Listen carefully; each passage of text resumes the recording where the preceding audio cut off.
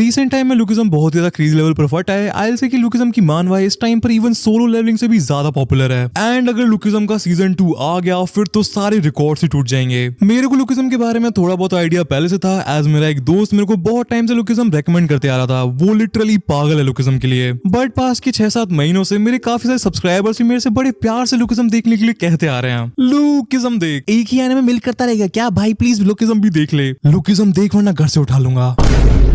So finally इतनी सारी request के बाद मैंने लुकिज्म एनिमे देख लिया, बट मेरे को उससे एक प्रॉब्लम है जिसके बारे में हम वीडियो के लास्ट में बात करेंगे। सबसे पहले ये बात करते हैं कि लुकिज्म की स्टोरी किस बारे में है। लुकिज्म नाम सुन के ही तुमको समझ में आ गया होगा कि लुकिज्म की स्टोरी लुक्स के अराउंड है, बट मैं इसे मोर लाइक सोशल कमेंट्री की तरह देखता हूँ। देखो, एक टर्म होता है हेलो इफेक्ट, जिसका मतलब होता है सुंदर एंड अच्छे दिखने वाले लोगों के पास अनफेयर एडवांटेज होता है, जो कि रियलिटी में भी ट्रू है। एंड इसी चीज को लुकिज्म की स्टोरी बहुत अच्छे से दिखाती है with our main character Park Yeon Seok. Park conventionally दिखने में अच्छा नहीं है, ऑल्सो उसकी बॉडी भी फिट नहीं है, जिसकी वजह से उसे स्कूल में हद पार बुली किया जाता है। लिटरली उसे मार मार के सुअर बना रखा था उसके स्कूल में। पार्क के सबसे इतने गलत लेवल पर इफेक्ट हो गया था कि वो अपनी मम्मी से भी बहुत गलत तरीके से बात करता है। एंड ये पूरा का पूरा सीन इतना था इमोशनल था ना भाई। पहली बार मेरे साथ ऐसा हुआ था कि किसी एनिमे के फर्स्ट एपिसोड को देखते टाइम मेरे को मेन कैरेक्टर पे इतनी ज्यादा गुस्सा आई हो। एनीवे से पता होने के बाद भी कि उनकी फाइनेंशियल कंडीशन अच्छी नहीं है, पार्क अपनी मम्मी से जिद करता है अपने स्कूल को चेंज करवाने के लिए। पार्क को लग रहा था कि स्कूल चेंज करवाने से उसकी सारी प्रॉब्लम सॉल्व हो जाएंगी, बट उसका ये वहम बहुत जल्दी टूट जाता है। एज जैसे एक लड़की से टकराने के लिए जैकली उसे ऐसा मारता है जैसा उसके पुराने पुलिस ने भी उसे नहीं मारा था। एंड पब्लिक का रिप्रेजेंटेशन इतना प्यारा दिया है एनिमे में। मैंने खुद अपनी आंखों से देखा है कि कहीं पर कोई एक्सीडेंट होता है तो काफी सारे लोग मदद करने की जगह सीधा फोन निकाल लेते हैं। यही पार्क के साथ होता है, किसी ने भी उसकी मदद तो की नहीं, बट फोन निकाल के उसकी कुटाई की वीडियो अलग से इंटरनेट पर वायरल कर दी। पार्क की कंडीशन इतनी ज्यादा बुरी हो चुकी थी कि वो कोई गलत स्टेप लेने के बहुत ही ज्यादा करीब था। बट उसी रात अचानक से एक जादू होता है एंड पार्क की पूरी जिंदगी चेंज हो जाती है, एज उसे एक नई बॉडी मिल जाती है। एंड ये नई बॉडी पार्क का लिटिल ऑपोजिट थी, टॉल, हैंडसम, एथलेटिक, ऑलमोस्ट एक ग्रीक गॉड की तरह। एंड फिर पार्क की जिंदगी जो 180 डिग्री टर्न मारती है भाई। लड़कियां पार्क को देखकर पागल हो जाती हैं, लड़के पार्क का दोस्त बनना चाहते हैं। बेसिकली पार्क वो एक्सपीरियंस कर रहा था जो कि उसने अपनी जिंदगी में कभी भी एक्सपीरियंस नहीं किया था, love and respect.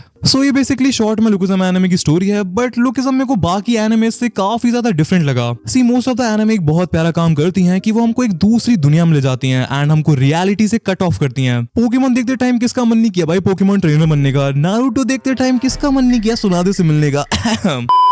But lookism हमें हमारी ही दुनिया की ऐसी रियलिटी दिखाती है जिसे हो सकता है तुमने एक्सपीरियंस ना किया हो। बट बहुत सारे लोग ऐसे हैं जिन्हें उनके लुक्स, उनकी बॉडी, उनके फाइनेंशियल स्टेटस की वजह से बुली किया गया है। इवन अगर तुम अभी की ग्लोबल सिचुएशन देखोगे तो हम इंडियंस के खिलाफ इतना पागलों की तरह रेसिज्म चल रहा है कि वो इवन ह्यूमैनिटी के खिलाफ है। Indians are getting killed just because कि वो इंडियन है।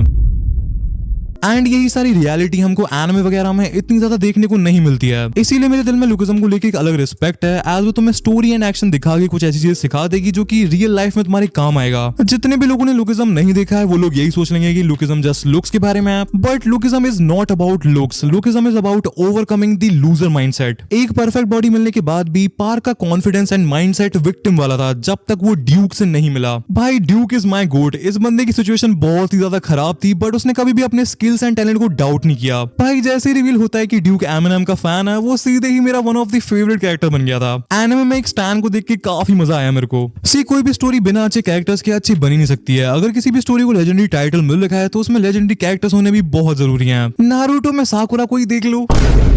साकुरा फैन से गाली नहीं खानी है मेरे को, मैं बस यही कहूंगा सब्र रखो, साकुरा पर वीडियो आ रही है बहुत क्रेजी वाली। अभी लुकिज्म के कैरेक्टर्स पर बात करते हैं। सबसे पहले बात करते हैं मेरे फेवरेट कैरेक्टर के बारे में, वास्को। बिना किसी डाउट के वास्को लुकिज्म में मेरा फेवरेट कैरेक्टर है। स्टार्टिंग में मेरे को ऐसा लगा था कि वास्को जस्ट एक पावरफुल गैंग लीडर है जो कि स्टोरी में विलन होगा, बट वास्को के कुछ कुछ सीन्स इतने फनी है ना यार। वो पूरा कॉफी शॉप वाला सीन देख के मेरी हंसी रुकी नहीं पा रही थी। वास्को को गुस्सा आई जा रही है पार्क ने उसकी मम्मी को देख के, एंड उसका गैंग का बंदा लगा पड़ा है उसे रोकने में। एंड इस सब को साइड रखकर ये चीज तो है ही है कि वास्को काफी ज्यादा पावरफुल है। एंड अगर मैं गेस करूं तो वास्को की बैक स्टोरी पक्का कुछ ना कुछ सैड होगी। वो वीक लोगों की बहुत ज्यादा केयर करता है, सो मोस्ट प्रोबेबली वो पास्ट में वीक रहा होगा एंड लोग उसे भी बुली वगैरह करते होंगे। मैं सच में पर्सनली वास्को की आगे की स्टोरी देखने के लिए काफी ज्यादा एक्साइटेड हूँ। नेक्स्ट कैरेक्टर जिसके बारे में मेरे को बात करनी है वो है जैकली। जैकली पर मेरे को स्टार्टिंग में बहुत गुस्सा आया था जब उसने पार्क को पीटा एंड ऑल्सो उसको उसकी शॉप में घुस के भी पीटा था उसने। बट एनिमे खत्म होते होते जैकली भी पहले के मुकाबले काफी ज्यादा सुधर गया है। बट उसके जो 2-3 छपरी दोस्त हैं वो उनसे दूर रहे एंड हमारे पार्क एंड ड्यूक वाले ग्रुप में आ जाए तो वो भी लाइकेबल बन सकता है। अपने मेन कैरेक्टर के ऊपर भी थोड़ी बहुत बात कर लेते हैं। पहली चीज जिसमें मैं बहुत ज्यादा एक्साइटेड हूँ वो ये है कि पार्क को उसकी दूसरी बॉडी मिली कैसे।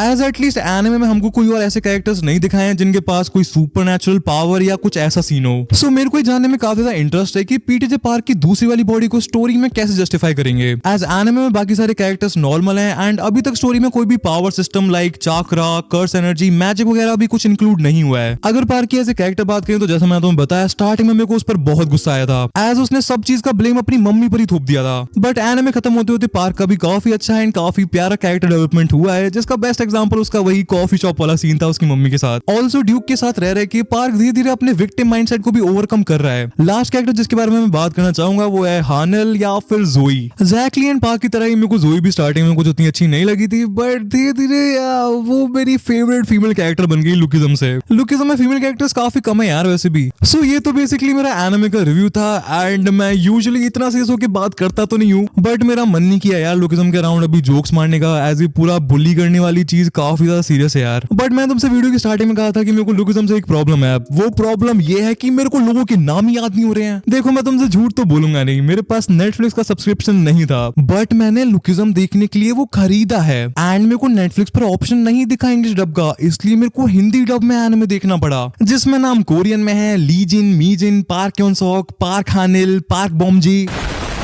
भाई सारे के सारे नाम एक जैसे हैं यार। मैं अब सोच रहा हूँ तो हो सकता है वास्को मेरा फेवरेट इस वजह से बन गया क्योंकि उसका नाम याद रखना बहुत आसान है एंड जैसे तैसे करके मेरे को कुछ नाम याद हो गए। फिर मैंने व्यूक भाई की पापरिका आर्क वाली वीडियो देखी 5 मिनट के लिए, जिसमें पार्क का दूसरा नाम डैनियल है, हानिल का नाम जोई है। मेरा दिमाग ही घूम गया भाई। ऑल्सो मेरे को एक और दिक्कत थी एनिमे से, भाई मैं कोई रेसिस्ट नहीं हूँ बट काफी सारी लड़कियों की शक्ल एंड कैरेक्टर डिजाइन बिल्कुल एक जैसी है। फॉर एग्जाम्पल तुम जोई, जो लड़की स्टार्टिंग में पार्क को बुली कर रही थी एंड जिस लड़की से पार्क अपने पहले वाले स्कूल में टकराया था, उनको देखोगे तो भाई वो ऑलमोस्ट सेम दिखती है यार। आई नो की दोनों उतनी बड़ी दिक्कत नहीं है, मैंने अब इंग्लिश वाले नाम काफी अच्छे से याद कर लिए हैं। ऑल्सो अब मैं लुकिज्म का रिव्यू बना रहा हूँ तो मेरे को ये भी फील हो गया है कि लुकिज्म में काफी सारे लाइफ मैसेजेस भी छुपे हुए हैं, जो कि ऑफ कोर्स पीटीजे ने इसलिए डाले हैं ताकि हम लोग कुछ सीख के अपनी लाइफ को बेटर कर सकें। इसीलिए मैं अपने लुकिज्म के हर रिव्यू में एक सेगमेंट रखूंगा जहां पर मैं उन लाइफ लेसन्स के बारे में बात करूंगा जो कि हम लुकिज्म से सीख के अपनी लाइफ में इंप्लीमेंट कर सकते हैं। इसीलिए स्वागत है तुम्हारा लाइफ लेसन्स विद लुकिज्म के पहले सेगमेंट में। सी लुकिज्म एनिमे एक चीज बहुत अच्छे से दिखाती है, लुक्स डू मैटर। अगर तुम्हारे सामने यहाँ सिडनी स्विनी आ जाए तो तुम्हारा दिमाग नहीं घूम जाएगा। इसलिए अपने दिमाग से ये चीज निकालना बहुत ज्यादा इंपॉर्टेंट है कि लुक्स मैटर नहीं करते हैं, पैसा मैटर नहीं करता है, बॉडी मैटर नहीं करती है, हाइट मैटर नहीं करती है। ये सारी चीजें मैटर करती हैं ब्रो, बट फोकस उन चीजों पर करना चाहिए जो तुम्हारे हाथ में हो एंड जिन पर तुम्हारा कंट्रोल हो। सी मैं बहुत पहले से मानता हूँ कि एक इंसान की वैल्यू 6 फैक्टर्स से डिसाइड होती है, लुक्स, बॉडी, पैसा, नॉलेज, टैलेंट एंड पर्सनैलिटी। बहुत रेयर लोग ऐसे होंगे जिनकी ये सारी चीजें मैक्स आउट हैं एंड मैंने तुम्हें जितनी भी चीजें बताई हैं वो सारी ऐसी चीजें हैं जिन पर तुम मेहनत करके उनमें इंप्रूव कर सकते हो। काफी सारे लोगों के दिमाग में ये क्वेश्चन आ रहा होगा कि भैया लुक्स कैसे इंप्रूव हो जाएंगे। सी मैं कोई लुक्स मैक्सर तो नहीं हूँ, बट लुक्स के लिए मैं तुम्हें 5 रूल्स बता देता हूँ। तुम जस्ट इनको इंप्लीमेंट करो, रिजल्ट्स तुम्हें अपने आप दिख जाएंगे। फर्स्ट चीज है स्लीप। स्लीप में ही तुम्हारी बॉडी अपने आप को हील करती है, इसलिए एटलीस्ट 8 घंटा सोने की तो कोशिश किया करो। सेकंड है वाटर। मग भर के, बाल्टी भर के पानी पियो। अब मजाक कर रहा हूँ, 4 लीटर पानी इज इनफ। थर्ड चीज है डाइट एंड डाइट में सबको पता है कि अपना प्रोटीन इंटेक बढ़ा दो एंड फाइबर वाली चीजें खाना स्टार्ट कर दो। अगर तुम वेजिटेरियन हो तो सोया एंड डेयरी प्रोडक्ट्स कंज्यूम करना स्टार्ट कर दो एंड सोया प्रोडक्ट से तुम लड़की नहीं बन जाओगे। आइसोफ्लेवोन्स ना ही तुम्हारे एस्ट्रोजन पर फर्क डालते हैं एंड ना ही वो तुम्हारे टेस्टोस्टेरोन पर फर्क डालते हैं। किसी की भी बात मानने से पहले अपनी रिसर्च जरूर कर लिया करो यार। फोर्थ चीज है एक्सरसाइज। तुमको पता ही है बिना एक्सरसाइज के कुछ होना नहीं है। तुमको पार्क की तरह 2 बॉडीज नहीं मिलेंगी, सबको एक ही बॉडी मिलती है, उसकी केयर करो। अगर जिम ज्वाइन कर सकते हो तो कर लो एंड अगर जिम जाने के पैसे नहीं है या फिर घर वाले नहीं मान रहे हैं तो बहाना मत मारो एंड होम वर्कआउट स्टार्ट कर दो। लास्ट चीज बताने से पहले अगर कोई लड़की वीडियो देख रही है तो मैं कहूंगा यहाँ तक वीडियो देखने के लिए थैंक यू। हम मिलते हैं नेक्स्ट वाली वीडियो में। बाकी लॉन्डो तुम मेरी बात सुनो।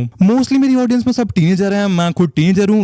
19 टीनेजर होता है I don't know, but mostly तुम लोग मेरे से एज में छोटे ही हो, इसलिए प्लीज एज ए बड़ा भाई मान के मेरी बात मान लो। Stop watching corn. मैंने यूट्यूब पर काफी देखा है, काफी सारे लोग कहते हैं इस सबसे कुछ नहीं होता है एंड ऑल, बट अगर तुम्हें अपनी जिंदगी बर्बाद नहीं करनी है तो उनकी बात प्लीज मत मानना। सो यहीं पर समाप्त होता है हमारा पहला लाइफ लेसन विद लुकिज्म। आगे मैं मानवास के आर्क को डिवाइड करके रिव्यू करूंगा एंड मोस्टली मैं अपनी ओपिनियन ही दूंगा, but I don't think so कि मैं आने वाली वीडियोस में इतना ज्यादा सीरियस रहूंगा, बट वील सी। मैं मिलूंगा तुमसे नेक्स्ट वाली वीडियो में, तब तक के लिए cultured gang, love you all, peace out. हो सके तो मुझे तेरे सीने में बसा, फिर देख कैसे मिलियन लाना खेल बन जाएगा। ये गाने मेरे रोक देंगे लगा के कोई स्कीम, फॉरगेट अब मैं फिर एक नया लेके आ जाएगा।